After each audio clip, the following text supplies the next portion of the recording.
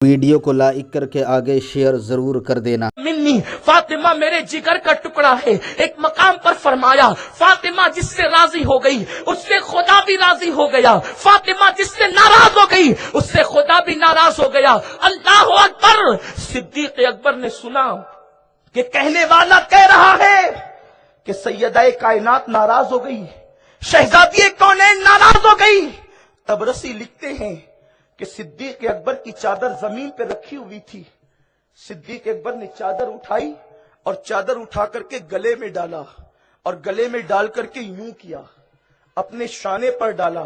یہ انداز اس زمانے میں بڑی عاجزی کا تھا، بلکہ اس طور پر چادر اس زمانے میں بہت عاجزی کے طور پہ ڈالی جاتی تھی۔ صدیق نے یوں ڈالا، اسی لیے صوفیاء کرام نے بھی اس طرح چادر ڈالنے کو جو ہے وہ عاجزی کی علامت قرار دیا ہے اور انکساری کی علامت قرار دیا ہے۔ بلکہ صوفیاء یہاں تک فرماتے ہیں یوں چادر ڈالو تو لا کی شکل بن جاتی ہے، اور لا سے مراد یہ ہے کہ ہم تم سب سے نا امید ہو گئے، اب تم سے کوئی امید نہیں، اب امید ہے تو اللہ رب العزت سے امید ہے، مخلوق سے کوئی امید نہیں، ساری امیدیں خالق سے ہے۔ میرے پیارے آقا علیہ السلام کے پیارے دیوانوں، یوں چادر ڈال کے فرمایا چل تو، اللہ اکبر۔ اس کے بعد سیدہ کے گھر تک گئے، دروازے پہ دستک دی، مولائے کائنات کی آواز سنی، کون؟ ارشاد فرمایا میں ابو بکر ہوں۔ دروازہ کھلا تو مولائے کائنات چونکہ ادب کرتے تھے، احترام کرتے تھے، جن کے ابتدا میں نمازیں پڑھتے تھے، جن کے ہاتھ پر بیعت کی تھی،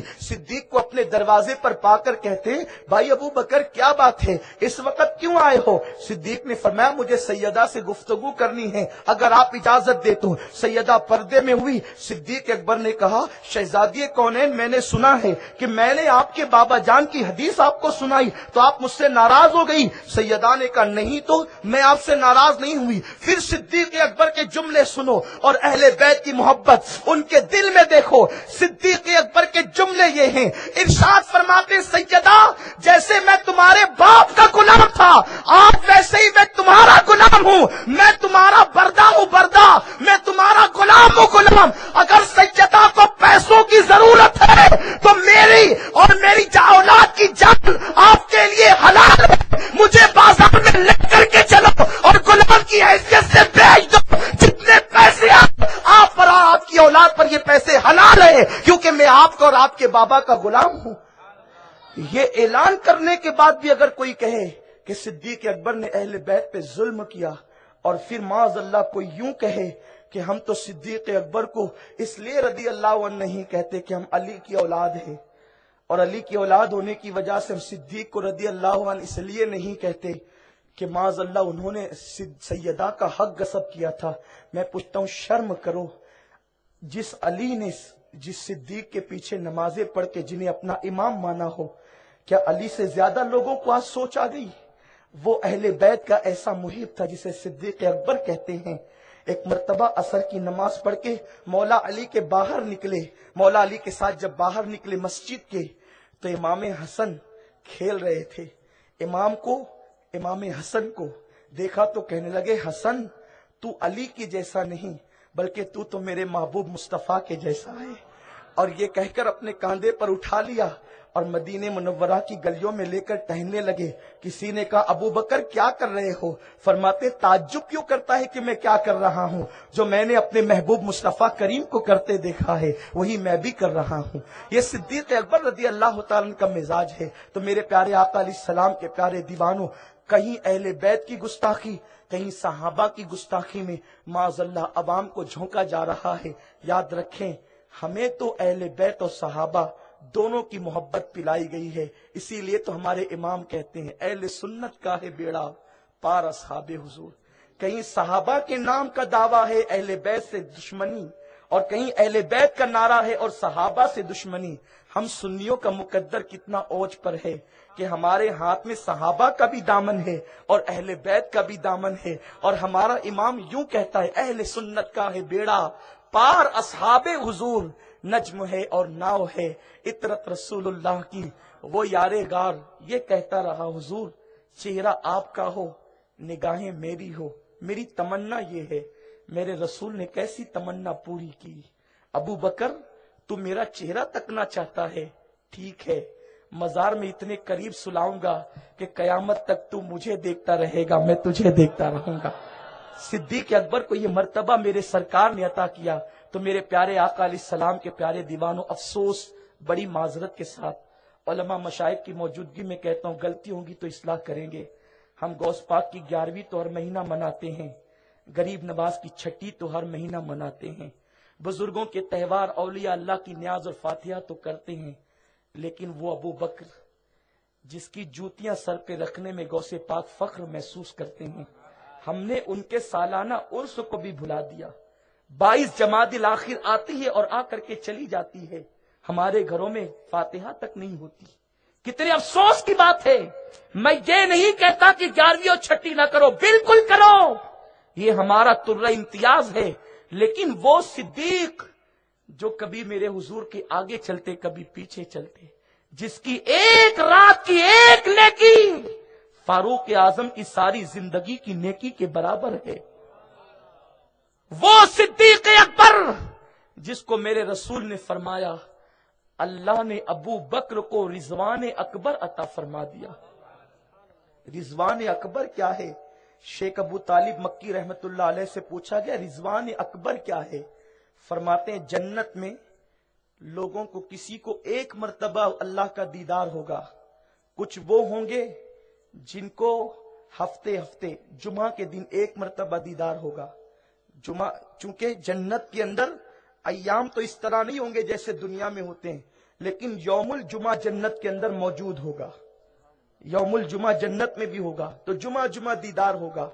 लेकिन कुछ वो होंगे जिनको जन्नत की सुबह और शाम को दीदार होगा। जन्नत में हमारी सुबह शाम की तरह सुबह शाम नहीं होगी, लेकिन 2 मर्तबा उनको अल्लाह का दीदार एक दिन में होगा। वहां के दिन कैसे होंगे ये खुदा जाने, लेकिन कुछ लोग ऐसे होंगे जिनको हर वक्त खुदा का दीदार ही होता रहेगा, और वो होंगे जिनको अल्लाह ने रिजवान अकबर अता फरमाया।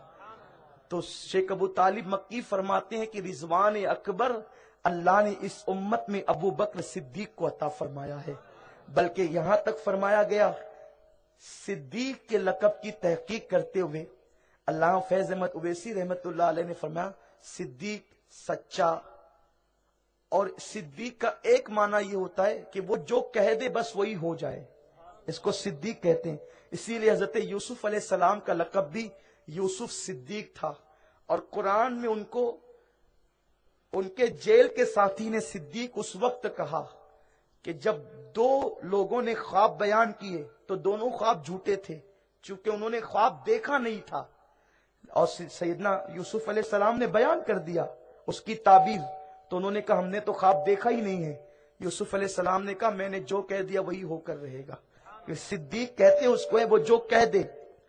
सादिक वो होता है जो अमरे वाकया हो उसको कहने वाला सादिक होता है, यानी सच्चाई का इकरार और एतराफ करने वाला सादिक। लेकिन सिद्दीक वो जो कह दे उसी की जबान पर वो हो जाए। एक जंग के मौके पर यूं ही हुआ, एक नौजवान शहीद हो गए, उनकी बूढ़ी मां लकड़ी टेकते हुए आई, आका जंग के मैदान से निकल रहे थे, पूछा मेरा बेटा कैसा है? तो आका ने सोचा अगर शहादत की खबर दूंगा तो इसका दिल टूट जाएगा।